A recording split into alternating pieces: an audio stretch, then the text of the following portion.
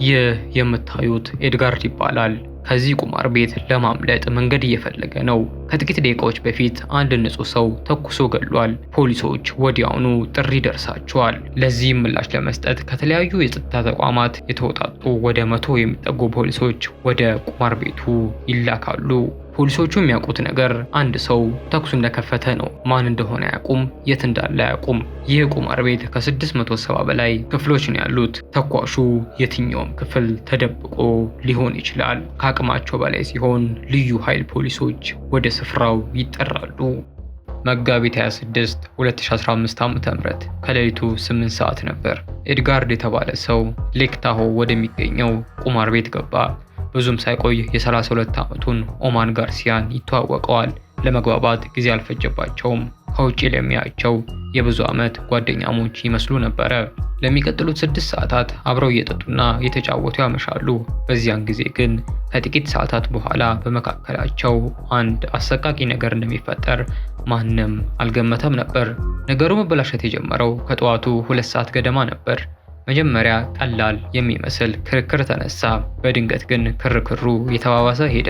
ከአንድም 2 ጊዜ ኤድጋርድ ኦማርን በኃይል ይዞ ሽጉጡን ግንባሩ ላይ ይደቅንበታል። ነገሩ ከቁጥጥር ውጪ መውጣቱን የተረዳው ኦማር ራሱን ለመከላከል ወዲያውኑ ታገለ። ከዛም ሁለቱ ከባድ ትግል ውስጥ ገቡ። በትግሉ መካከል ኤድጋርድ ኦማርን በአንገቱ ይዞ ወደ ራሱ አስጠጋው። ከዚያም በጆሮው አንድ ነገር ሹክ ብሎ ነገረው። ምን እንዳለው ግን እስከ ዛሬ አይታወቅም። ነገር ግን የነገረው ነገር ኦማርን መታገሉን እንዲያቆም አደረገው። ከዚያ በኋላ ኦማር ከቦታው ለማራቅ ሞከረ። ትግሉን መቀጠል ሕይወቱን ሊያሳጠው እንደሚችል ገብቶት ነበር። ኤድጋርድ ግን ይህን እንደ ዕድል ተጠቅሞበት ኦማርን ምንም ከማድረጉ በፊት ሽጉጡን አንስቶ ይተኩስበታል።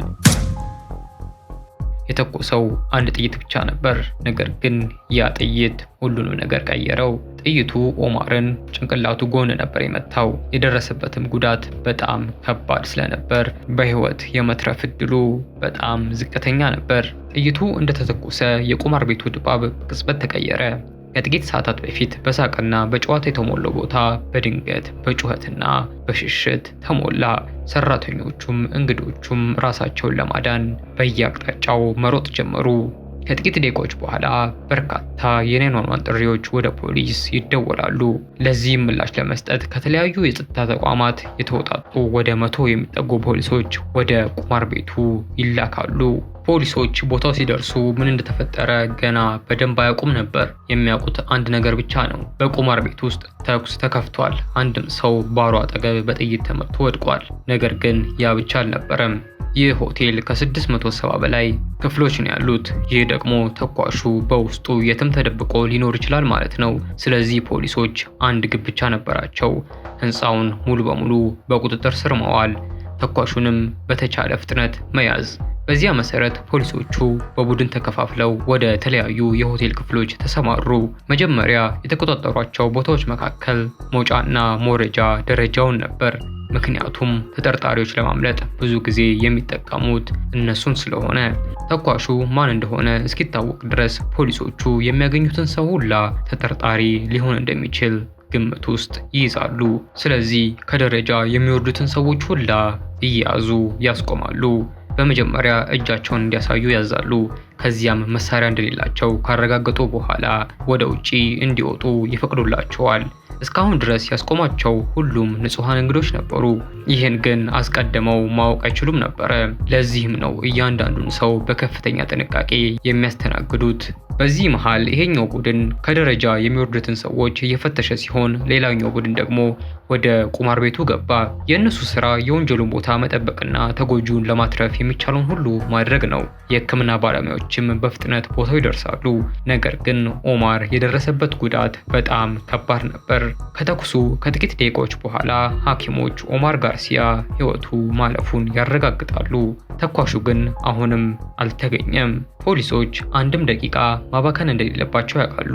ለዚህም ነው በቁማር ቤት ውስጥ የነበሩትን የዓይን እማኞች ወዲያውኑ ማነጋገር የጀመሩት። ዓላማቸው ምን እንደተፈጠረ በትክክል ማወቅና ተኳሹ ማን እንደሆነ በተቻለ ፍጥነት መለየት ነው። ከመጀመሪያ የዓይን እማኞች መካከል አንዱ ተኩሱ ከመሰማቱ በፊት ያየውን ለፖሊሶች ይነግራቸዋል። እሱ እንዳለው ከሆነ ሁለት ሰዎች በከባድ ትግል ውስጥ ነበሩ። ከሁለቱ አንዱ ሌላኛውን አጥብቆ ይዞት ነበረ። ከጥቂት ደቂቃዎች በኋላ አንድ የሽጉጥ ድምፅ ይሰማል። ከዛም ተጠግቶ ሲያይ ተጎጁ ጭንቅላቱ ላይ መመታቱን ያረጋግጣል። ከዛ በኋላ ፖሊሶች ሌላ ዓይን እማኝ ወደሆነች ወጣት ሴት ይሄዳሉ። ይህች ሴት ከጥቂት ሰዓታት በፊት ከኦማር ጋር ቀጠሮ ላይ ነበረች። ፖሊሶች ስለተጎጁ ጠየቋት። እሷ ግን ማን እንደተመታ እንኳን እርግጠኛ አልነበረችም። የምታውቀው ነገር አልነበረም። ውስጧ እንደፈራ ግን ያስታውቅባት ነበር። የተተኮሰበት ሰው እሷ የምታውቀው ሰው መሆኑን ተጠራጥራለች። ከዛም አብራት የነበረውን ሰው ለፖሊሶቹ ምን እንደሚመስል መግለጽ ትጀምራለች። ሜክሲካዊ ፂም ያለው ጠየም ያለ ሰው ነው። ኮፍያም አርጓል። ቲሸርት እንደለበሰም ትናገራለች። ቀለሙ ግን ምን አይነት እንደነበረ አታስታውስም። በዚያ ቅጽበት ግን አንድ ነገር አልገባትም ነበር። ከጥቂት ሰዓታት አብረው የነበረችው ሰው አሁን በሕይወት የለም። በሌላ በኩል ፖሊሶቹ ተኳሹ ማን እንደሆነ ገና አላወቁም ነበር። የት እንደሄደም ሆነ ሌላ ጥቃት ሊፈጽም እያቀደ ይሆን የሚያውቁት ነገር የላቸውም። ስለዚህ ወደ ቀጣዩ እርምጃ ተሸጋገሩ። በርካታ የስዋት ቡድኖች ሆቴሉን ማጣራት ይጀምራሉ። እስዋቶች ከፖሊሶች ከፍ ያሉ ብዙ ትጥቅ የታጠቁ ልዩ ቡድኖች ናቸው። ወለል በወለል ክፍል በክፍል እየፈተሹ ተኳሹን የት እንደተደበቀ መፈለግ ይጀምራሉ። በየክፍሉም ሲገቡ አንድ አይነት አሰራር ነው የሚከተሉት። በመጀመሪያ በውስጡ ያሉትን ሰዎች እጃቸውን በሚታይ ቦታ እንዲያደርጉ ያዟቸዋል። ከዚያም በክፍሉ ውስጥ ማንም ተደብቆ እንደሌለ በጥንቃቄ ያረጋግጣሉ። በዚያ ሰዓት የነበሩት አብዛኞቹ እንግዶች በፍርሃት ተውጠው ነበር። አንዳንዶቹም እያለቀሱ ነበር። ሌሎቹ ደግሞ ልጆቻቸውን ይዘው በክፍላቸው ውስጥ ተደብቀው እየጠበቁ ነበር። ሁሉም የሚጠብቁት ፖሊሶች አሁን መውጣት ትችላላችሁ ብለው እስከሚነግሯቸው ብቻ ነበር። በፍተሻው መሃል ፖሊሶቹ በሆቴሉ መግቢያ አካባቢ የተኳሹን አጠቃላይ መግለጫ የሚመስል አንድ ሰው ያገኛሉ። ወዲያውኑ ያስቆሙትና በቁጥጥር ስር ያውሉታል። ከዚያም በካሜራ ምስሎች ላይ ከታየው ሰው ጋር ልብሱንና ንቅሳቶቹን በጥንቃቄ ያነጻጽራሉ። ነገር ግን ብዙም ሳይቆይ የተሳሳተ ሰው መያዛቸውን ይረዳሉ። የተኳሹን ቁመና ጋር የሚመሳሰል እንጂ እሱ አልነበረም። ስለዚህ ፍለጋው እንደገና ይቀጥላል። በዚህ ጊዜ ግን ፖሊሶቹ እየተበሳጩ መምጣት ጀምረው ነበረ። ምክንያቱም የሆቴሉን የደህንነት ካሜራዎች በቀጥታ ማየት አይችሉም ነበረ። ፎቶን ብቻ ነበር ያገኙት። እነዚህ የደህንነት ካሜራዎች በእጃቸው ሲያኖራቸው ተኳሹን መለየት ከጠበቁት በላይ ጊዜ እየወሰደ ነበር። ቢሆንም ግን ፍለጋው አላቆመም። በመጨረሻም ወደ ሌላ አፓርትመንት ደረሱ። በዚያ የገጠማቸው ሁኔታ ግን ለየት ያለ ነበረ። ከተዘጋ በር ጀርባ የነበረ አንድ ሰው ከፖሊሶቹ ጋር ማውራት ይጀምራል። በሩን ግን ለመክፈት ፈቃደኛ አልነበረም። እንደሚለው ከሆነ ልጁ ገላውን የታጠበ ነበር። ስለዚህም ለፖሊሶቹ በር አልከፍትም አለ። በተለመደ ሁኔታ ፖሊሶች ያለ ፍቃድ ወደ አንድ ሰው ክፍል ለመግባት የፍርድ ቤት ማዘዣ ያስፈልጋቸዋል። ነገር ግን ይህ ሁኔታ የተለየ ነበር። ተኳሹ አሁንም በሆቴሉ ውስጥ ተደብቆ ሊኖር ስለሚችል ፖሊሶቹ የአስቸኳይ አደጋ አለ ብለው ካመኑ ያለ ማዘዣ ሰብረው መግባት ይችላሉ። ሰውየው ግን አሁንም ጊዜ ማባከኑን ይቀጥላል። ልጁ እየታጠበ ባለበት ሁኔታ ፖሊሶች የሚገቡበት ምንም ምክንያት እንደሌለ አጥብቆ ይናገራል። ፖሊሶቹም ሁኔታውን በትዕግስት እንደገና ያስረዱታል። በሆቴሉ ውስጥ ያለውን እያንዳንዱን ክፍል እየፈተሹ እንደሆነና ማንም ሰው ከመሳሪያ ጋር ተደብቆ እንዳልቀረ ማረጋገጥ እንዳለባቸው ይነግሩታል። እስከዚያ ድረስ ሁሉም እንግዶች ከፍተሻው ጋር ተባባሪ ነበሩ። ይህ ሰው ብቻ ነበር ለመተባበር ፈቃደኛ ያልነበረው። ይህም ፖሊሶቹ እንዲጠረጥሩት አደረጋቸው። ምክንያቱም ፖሊሶቹ ከተዘጋው በር ጀርባ ማን እንዳለ ማየት አይችሉም ነበር። ያ ሰው መሳሪያ ይዞ ይሆን ወይስ አይደለም? ተኳሹ ራሱ ሊሆን ይችል ነበር። ማንም እርግጠኛ አልነበረም። ከብዙ ደቂቃዎች በኋላ ሰውየው በመጨረሻ በሩን ይከፍትላቸዋል። ፖሊሶች ወደ ውስጥ ገብተው መፈተሽ ይጀምራሉ። ነገር ግን ሁኔታው እንደጠረጠሩት አልነበረም። በአፓርታማው ውስጥ የነበሩት አባትና ልጅ ብቻ ነበሩ። ሁለቱም ከተኩሱ ጋር ምንም ግንኙነት የላቸውም። አባትየው ዝም ብሎ ነበር ግርግር የፈጠረው። በአቅራቢያው የነበሩ ሌሎች አፓርታማዎችን ከፈተሹ በኋላ ተኳሹን ማግኘት አልቻሉም። ስለዚህ ትኩረታቸውን ወደ የደህንነት ካሜራዎቹ አዞሩ። ተኳሹ ማን እንደሆነና ከተኩሱ በኋላ ወዴት እንደሄደ በደህንነት ካሜራው ተቀርጾ ይሆናል ብለው ተስፋ አደረጉ። እናም ይህ ውሳኔ የሚያስፈልጋቸውን ማስረጃ ይዞ መጣ። ተኳሹ ከሆቴሉ ማምለጡን ካረጋገጡ በኋላ መርማሪዎቹ ተኩሱ ከመከሰቱ በፊትና ከተከሰተ በኋላ ምን እንደተፈጠረ ለማወቅ የሆቴሉን ሰራተኞች አንድ በአንድ ማነጋገር ጀመሩ። ከመጀመሪያዎቹ ምስክሮች አንዱ የሆቴሉ ጥበቃ ሰራተኛ ነበር።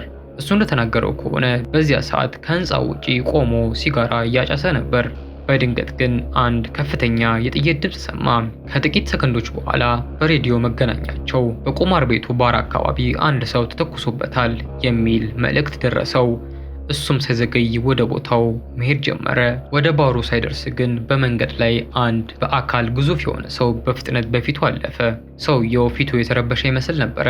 እንቅስቃሴውም በጣም የቸኮለ ነበረ። ለአፍታ ያህል ምናልባት ይሄ ተኳሽ ይሆን ብሎ ቢያስብም በቦታው ያለውን ሁኔታ ለማጣራት ስለተጣደፈ ሰውየውን አላስቆመውም ነበር። ብዙም ሳይቆይ ግን አስደንጋጩን እውነታ ተረዳ። በዚያ ቅጽበት ከጎኑ ያለፈው ሰው ኤድጋርድ ነበረ። ሳያውቀው ገዳዩ ከፊቱ አልፎ እንዲያመልጥ ፈቅዶለት ነበረ።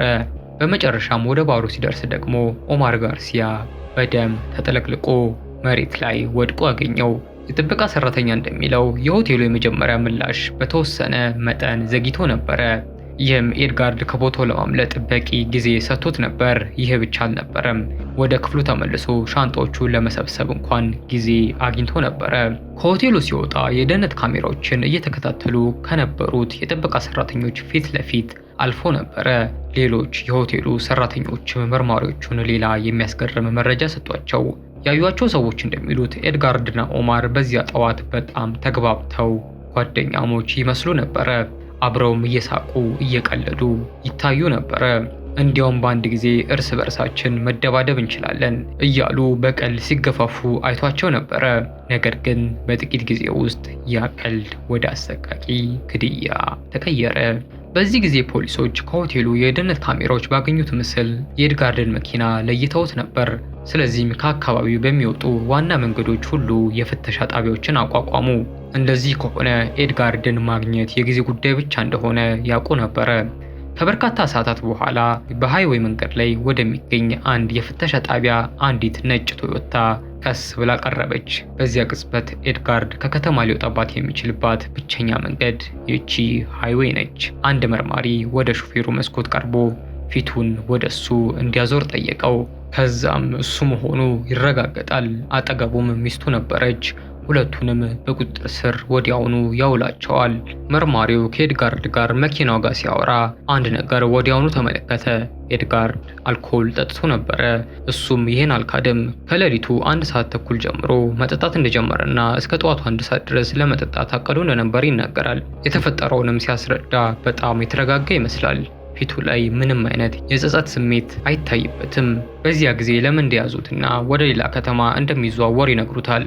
ምክንያቱም ወንጀሉን የፈጸመው ኔቫዳ በተባለ ከተማ ነበር። የያዙት ግን ካሊፎርኒያ በምትባል የከተማ መግቢያ ላይ ነበር። ስለዚህ ወንጀሉ ወደ ተፈጸመበት ስፍራ ተልኮ ምርመራ ይደረግለታል ማለት ነው። ከዚያም ጥፋተኛ ሆኖ ከተገኘ ያለ ምሕረት እድሜ ልክ እስራት ሊፈረድበት ይችላል። ብዙም ሳይቆይ ሁለቱም ወደ ምርመራ ክፍል ተወሰዱ። ኤድጋርድን ከመጠየቃቸው በፊት መርማሪዎቹ መጀመሪያ ሚስቱን ሳቫናን ለማነጋገር ወሰኑ። ኤድጋርድ ምን አይነት ሰው እንደሆነና በዚያ ቀን ምን እንዳደረገ አንድ በአንድ እንድታስረዳቸው ይጠይቋታል። ሳቫናም ያ ምሽት የሆነውን ነገር ከጅምሩ ማስረዳት ጀመረች። እሷ እንዳለችው ከሆነ ወደ ሃርድ ሮክ ሆቴል ከደረሱ በኋላ ክፍላቸውን ተቀብለው እቃቸውን እዛ አስቀመጡ። ከዚያም ወደ ቁማር ቤት በመሄድ ጥቂት መጠጥ ጠጡ። ብዙም ሳይቆይ ግን ሳቫና መታመም ጀመረች። ስለዚህ ከኤድጋርድ ጋር ወደ ክፍላቸው ተመለሰች። ከዛ ብዙም ሳይቆይ ግን ኤድጋርድ ተመልሶ ከክፍሉ ወጣ። በ30 ደቂቃ ውስጥ እመለሳለሁ ብሏት። ኤድጋርድም ወደ ቁማር ቤቱ ከተመለሰ በኋላ የእሷ ህመም ከፋባት። መጸዳጃ ቤቱ ላይም ተኝታ እንቅልፍ ይወስዳታል። ከዚያ በኋላ የምታስታውሰው ነገር ኤድጋርድ ደውሎላት በስልክ በፍጥነት መሄድ አለብን ተዘጋጂ ብሎ እንደነገራት ብቻ ነው። በዚያን ጊዜ ሳቫና ይህን ያለው በቁማር ቤት ውስጥ ብዙ ገንዘብ ተበልቶ ተናዶ ይሆናል ብላ ነበረ። ከዚህ የከፋ ነገር መፈጠሩን አልጠረጠረችም ነበር። ኤድጋርድም ክፍላቸው ከደረሰ በኋላ ሁለቱም እቃቸውን ሰብስበው ወደ መኪና ማቆሚያ መሄድ ጀመሩ። በመንገዳቸውም ፖሊስ ወደ ሆቴሉ ሲደርስ አየች። በተጨማሪም ሽጉጥና ሰው ተተኩሶበታል ሲባባሉ ሰማች። በዚያ ቅጽበት ከነሱ ጋር የሚገናኝ ነገር አልመሰላትም ነበር። ከዚያ በኋላ ግን ሁለቱም ወደ መኪና ገብተው መሄድ ይጀምራሉ። መርማሪው የጉዳዩን ክብደት በግልጽ አስረዳት። አንድ ሰው ወንጀል እንደፈጸመ እያወቀች እንዲያመልጥ መርዳት ራሱን የቻለ ወንጀል መሆኑን ነገራት። በተጨማሪም የተኩሱ የካሜራ ምስል በእጃቸው እንደሆነ ይነግራታል። ስለዚህ እውነቱን ብትናገር እንደሚሻላት፣ መደበቅ ግን ሁኔታውን የባሰ እንደሚያደርግባት አስጠነቀቃት። በዚህ ጫና ውስጥ ሳቫና ተጨማሪ ዝርዝር ማስረጃዎችን ማስታወስ ትጀምራለች። ኤድጋርድ ሻንጣዎቹን ያዢ እንሂድ እያለ ደጋግሞ ይነግራት እንደነበረ፣ በአንድ ወቅት ደግሞ ከአሜሪካ ወጥተን ወደ ሜክሲኮ መሄድ አለብን ማለቱን አስታውሳለሁ ትላለች። ነገር ግን በዚያ ሰዓት ከህመሟ ገና እንደነቃችና በደንብ አልተሻላትም ነበር። ከዚህም በላይ ደግሞ ነገሮች በፍጥነት ስለተከሰቱ ሁሉንም ዝርዝር ነገሮች ማስታወስ እንደማትችል ትናገራለች። ሆኖም ግን ትንሽ ቆይታ አንድ በጣም ጠቃሚ ማስረጃ ትናገራለች። በዚያ መኪና ውስጥ ያለው ጥቁር ቦርሳ የኤድጋርድ መሆኑን ታረጋግጥላቸዋለች። መርማሪዎቹም ቦርሳውን ሲፈትሹ በተኩሱ ላይ ጥቅም የዋለውን ሽጉጥ ቦርሳ ውስጥ ያገኙታል። ከሽጉጡ ጋርም ብዙ ጥይቶች ያገኛሉ። ከዚያ በኋላ መርማሪዎቹ ኤድጋርድ ብዙ ጊዜ ሽጉጥ ይዞ የሚዞር ሰው ነው? ሳቫናም ለዚህ ጉዞ ሲሄዱ ሽጉጥ መያዙን እንደምታውቅ ትናገራለች። ነገር ግን ወደ ቁማር ቤቱ ውስጥ ይዞ እንደገባ አታውቅም ነበረ። ሽጉጡን መያዙን ያየችው ደግሞ ኤድጋርድ ወደ ክፍሉ ከተመለሰ በኋላ ብቻ እንደሆነ ትናገራለች። ከሆቴሉ ከመውጣታቸውን በፊት ሽጉጡን በመያዣ ውስጥ እንዳስቀመጠውም እንደምታስታውስ ትናገራለች። በተለምዶ ግን የትም ሲሄዱ ሽጉጥ ይዞ አይወጣም ነበረ። በዚያ ቀን ግን ለምን ለመያዝ እንደወሰነ እርግጠኛ አልነበረችም። እርግጥ ነው አንድ ሰው ሽጉጥ መያዙ ብቻውን ወንጀል እንደፈጸመ አያሳይም። ከዛም በተጨማሪ ደግሞ ኤድጋርድ በሳንታ ክሩዝ የጥበቃ ሰራተኛ ስለነበር ጥበቃ ሰራተኞች ሽጉጥ መያዛቸው የተለመደ ነበር። ሽጉጥ መያዙ በራሱ አጠራጣሪ አልነበረም። ሆኖም ግን ሳቫና አንድ ጠቃሚ ማስረጃ ጨመረች። ሽጉጡን ወደ ቁማር ቤት ይዞ መሄዱ ግን ለእሷ ያልተለመደ ጸባይ ነበረ። በእሷ እውቀት ይህ ከሱ ባህሪ ጋር አይገጣጠምም። ይህ መረጃ ለመርማሪዎቹ ትልቅ ጠቀሜታ ነበረው። ምክንያቱም ተኩሱ ድንገተኛ አደጋ ሳይሆን ሆን ተብሎ የተፈጸመ እንደሆነ የነበራቸውን ጥርጣሬ የበለጠ የሚያጠናክር ነበረ። በተመሳሳይም ኤድጋርድ በአንደኛ ደረጃ ግድያ ለመክሰስ ያላቸውን መሰረት ይበልጥ አጠናከረ። ከሳቫና ጋር የነበራቸውን ጥያቄ ከጨረሱ በኋላ ወደ ኤድጋርድ ተመለሱ። መርማሪው ኤድጋርድ አሁንም በአልኮል ተጽዕኖ ስር መሆኑን ተረድቶ ነበረ። ስለዚህ ተረጋግቶ በራሱ ፍጥነት እንዲመልስ በቂ ጊዜ ሰጠው። ከጥቂት ቆይታ በኋላ ኤድጋርድ ማውራት ጀመረ። እንደሱ አባባል ከሆነ ኦማር ጋርሲያን በደንብ አያውቀውም ነበረ። የተዋወቁትም በዚያው ምሽት ብቻ ነበር። ከተዋወቁ በኋላ ለተወሰነ ጊዜ አብረው ተጫውተው እንደነበረም ተናገረ። እንዲያውም ኦማር ወደፊት ስኖቦርድ እና እስኪ እንደሚያስተምረውም ቃል ገብቶለት ነበረ። መርማሪውም ኦማር ያናደደህ የሆነ ነገር አድርጎ ነበር ሲል ጠየቀው። ኤድጋርድ ግን አላውቅም ሲል መለሰ። የተፈጠረውንም ነገር በግልጽ እንደማያስታውስ ተናገረ። የሚያስታውሰው ነገር ወደ መኪና ማቆሚያ ለመድረስ ሲሯሯጥ ብቻ እንደሆነ ገለጸ። ከዚያም በኋላ ስለ ምሽቱ መጀመሪያ ማውራት ጀመረ። ከሚስቱ ሳቫና ጋር ከሳንታ ክሩዝ ወደ ሃርድ ኮር ሆቴል በመኪና መምጣታቸውን ተናገረ። ከደረሱም በኋላ በቁማር ቤቱ ባር ላይ ለተወሰነ ጊዜ መጠጥ ጠጡ። ከዛም ኦማር ጋርሲያን አገኘው። ሁለቱም ለተወሰነ ጊዜ አብረው ተጫወቱ። ከዚያም በኋላ ሳቫና ስለታመመች ወደ ሆቴል ክፍሏ ትመለሳለች። ኤድጋርድ ግን ወደ ቁማር ቤቱ ተመልሶ ቀረ። ለምን እንደቀረም ምክንያቱን ማስረዳት አልቻለም። ከዚያ በኋላ ያለውን ነገር በግልጽ አያስታውስም። ሰዎች ሲሯሯጡ እንዳየ ያስታውሳል። በተጨማሪም ከቁማር ቤቱ ለመውጣት ሲሞክር ብቻ እንደሚያስታውስ ይናገራል። ከዛ መርማሪው ሽጉጡን ስንት ጊዜ ተኮስክ ብሎ ጠየቀው። ኤድጋርድ ግን ምንም እንደማያስታውስ ተናገረ። ታዲያ በዚያን ቀን ሽጉጥ ለምን ይዘህ መጣህ ተብሎ ሲጠየቅ እንደገና አላውቅም ብሎ መለሰ። አባቱም ሆነ እናቱ ሽጉጥ እንዲኖረው እንደማይፈልጉና ሽጉጥ እንደገዛ ካወቁ በኋላ ብዙ ጊዜ እንዲያስቀምጠው እንደነገሩት ይናገራል። ነገር ግን በዚያን ቀን ሽጉጥ ለመያዝ የተለየ ምክንያት አልነበረውም። በተጨማሪም ኤድጋርድ ለምን እንደተኮሰበት ግልጽ ምክንያት ለመርማሪዎቹ አልሰጠም። ይልቁንም ቃሉ ሌላ ምስል አሳየ። የተሰበሰበው ማስረጃ እንደሚያሳየው በከፍተኛ የአልኮል ተጽዕኖ ውስጥ ስለነበር በድንገት የተወሰነ ውሳኔ ነበረ። ለግድያም ግልጽ የሆነ ምክንያት አልተገኘም። የሆነው ነገር ያለ ምክንያት የተፈጸመ አሰቃቂ ጥቃት እንደነበረ ያመለክታል። በመጨረሻም ከረጅም ምርመራ በኋላ ምርመራው ይጠናቀቃል። በኋላም ሳቫና በተያዘችበት ወቅት ስለ ሽጉጡ ሐሰት እንደተናገረች ታወቀ።